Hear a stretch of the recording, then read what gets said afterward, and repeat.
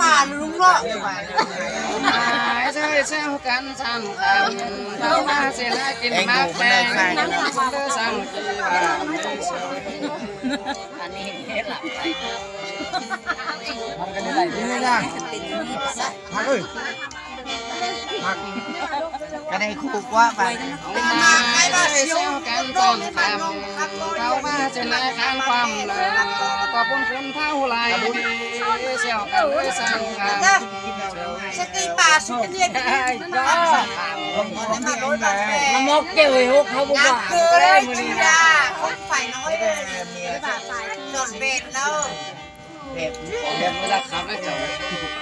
ยาทำได้ใหญ่ไม่ใหม่จีน้อยเทแม่เอ็มคนใส่เดิมไหม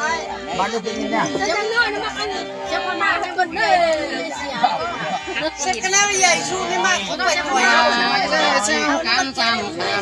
เขาว่าเสียชุ่มดีไม่หย่อนแต่ฟัง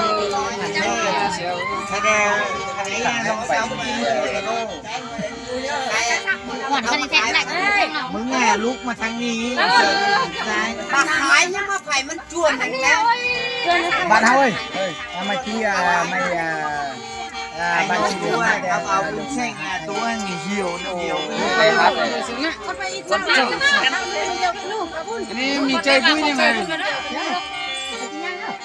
เจ็ดกับเสาเลยคะแนนน้องที่มือใบต้นไข่ใบเฮ้ยเขาไปทำอะไรเดียวกันยังพอยังคุณเจ๋งเสียวกันจังเท้าว่าเสียวกันไรดีแต่สามเสียตนาเสียวไม่เสียวกันไม่ซ้ำกันไปเห็นนั่นเอง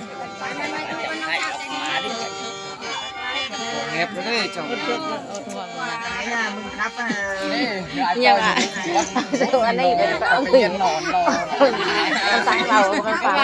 เดี๋ยวเอาให้ชูฝาเสียฝายน้องที่มันจวนเลยตาป่าที่ใหญ่ซอนชันนี่นะเฮ้ยพวกนี้ซอนชันนี่นะยาสมีนะซอนสันเสียวไอ้ป่วยไปแล้วคุณหม้อเขาป่าจับเขาหน่อยเขาป่วยป่าอะไร